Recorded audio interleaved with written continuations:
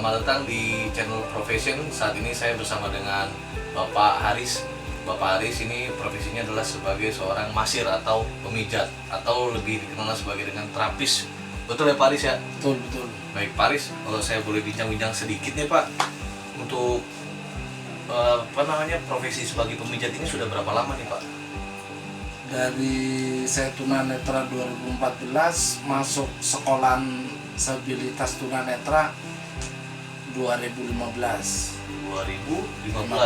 sampai 2015 ya. Dari 2015 saya belajar memijit sampai 2017 2015 belajar berarti 2 tahun kurang lebih tuh Pak Haris ya.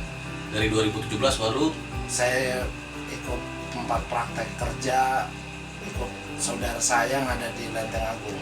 Ikut terlebih dahulu PKL atau gimana nih Pak Haris? Saya langsung bekerja. Jadi tidak ada PKL terlebih dahulu ya? PKL ada PKL. PKL terutama di rumah selama 1 bulan. 1 bulan. Pas Jadi selesai PKL di rumah, baru ke PSBN lagi, balik ke sekolahan saya lagi, baru PKL lagi di Cempaka Putih.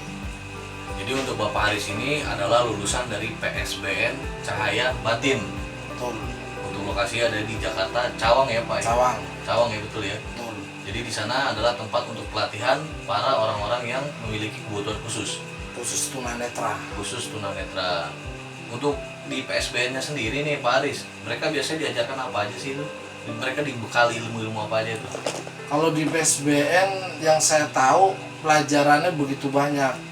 Yang keterampilan itu banyak. Bukan seluruh tunanetra bakalan menjadi masir atau sebagai pemijit. Baik. Kadang ada sebagai dia pikir ilmu untuk gaya pengingat pelajarannya oke, tapi ternyata kemampuan tenaganya tidak ada. Nah itu sebagian ada yang jadi penyiar radio. Jadi ada penyiar radio, ada yang menjadi vokalis, ada yang menjadi drummer, ada gitaris, jadi bermacam-macam. Ada yang kemampuan renang juga ada. Untuk gurunya itu didatangkan dari mana itu Pak Haris? Guru yang saya tahu PNS, pegawai negeri semua, tapi termasuk tergolong orang-orang tunanetra seperti saya. Jadi PSBN ini dikelola oleh negara. Dinas DKI. Dinas Sosial DKI. Jadi negara melalui Dinas Sosial DKI ini untuk mengelola ibaratnya ya Pak Haris ya. Mengajar, memberikan bekal untuk para disabilitas. Oke. Baik, jadi dari PSBN ini sudah dapat sertifikat atau bagaimana nih Pak Haris? Kalau pelajaran saya selama 2 tahun, alhamdulillah saya dapat sertifikat. Itu untuk menyatakan kalau Bapak Haris ini bisa atau mampu sudah melewati masa pelatihan untuk terapis. Masir ya? Masir namanya ya. Baik. Tapi kalau kita buka praktek tempat pijitnya sekitar jam 8-an. Sampai dengan jam 8? Kita buka dari jam 8 pagi sampai jam 10 malam. Istirahat pas lagi azan ya, lagi sholat ya? Sholat. Nah terus kalau nanti ada orang yang mau malas lah, contoh dia ada di daerah yang susah dijangkau di sini gitu, masih tetap tapi ini untuk daerah Jakarta ya? Kalau daerah Tangerang orang mau nelpon manggil itu bisa? Kalau terlalu jauh kayaknya enggak. Kecuali kalau dia datang kemari bawa saya langsung, baru bisa. Baik, jadi dijemput langsung ya? Dijemput langsung sama pasiennya. Sama pasiennya langsung. Oke. Nah terus ini untuk tarif gimana nih Pak Haris? Kalau tarif kita enggak pakai harga. Jadi tidak ditentukan? Tidak ditentukan, tinggal semampu pasien mau beri berapa aja. Baik. Jadi, yang penting cocok buat Abdullah Muhammad Haris saja. Baik. Jadi emang niatnya ini untuk ibadah sambil bekerja nih Pak Haris ya? Betul. Ini saya permisi sebentar nih Pak Haris ya. Assalamualaikum. Waalaikumsalam. Sehat Bang? Lagi ini nih. Kenapa Bang? Oh ya coba Bang nengok ke sana Bang. Ini siap. Yang Oke sip.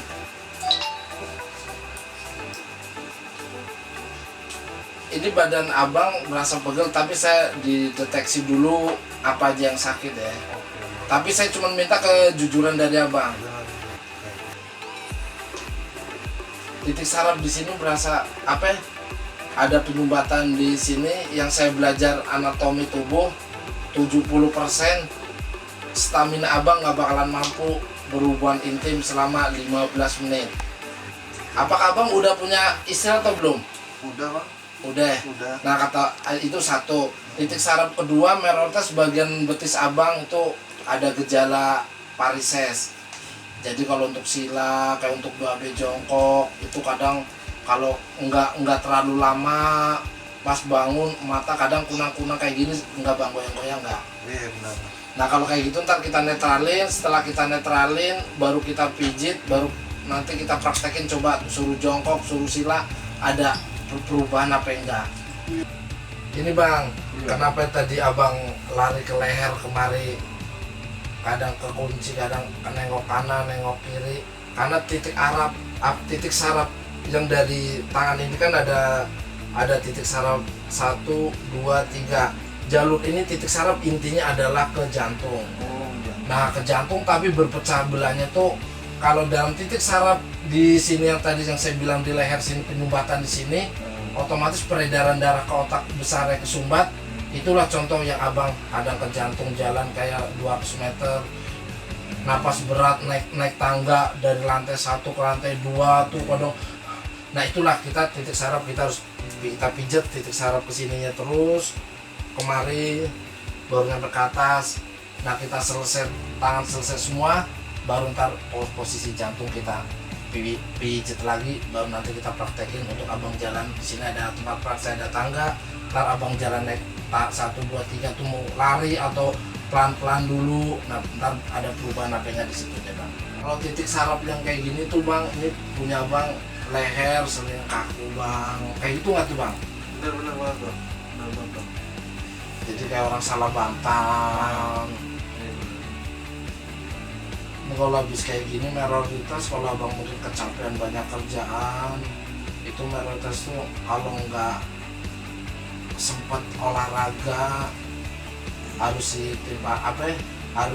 kalau bisa tuh untuk menggantikan orang itu minimal tuh dipijit bang ya.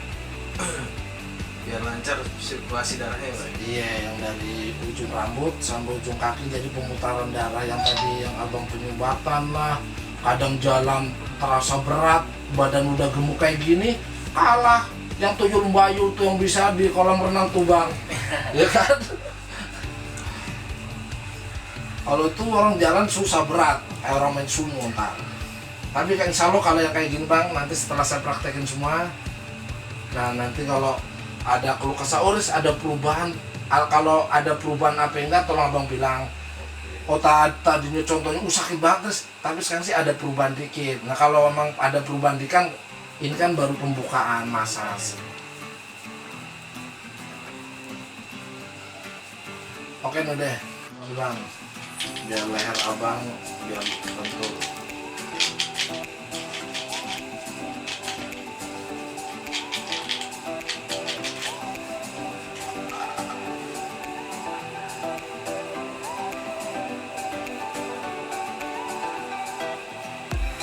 Karena kalau titik saraf di sini sering nyumbat bang, ini karena peredaran ini kan titik saraf yang terbesar kan kemarin inilah kotaknya. Kadang kesini di sini, kadang bahu berasa berat, karena titik sarafnya pada penyumbatannya di situ.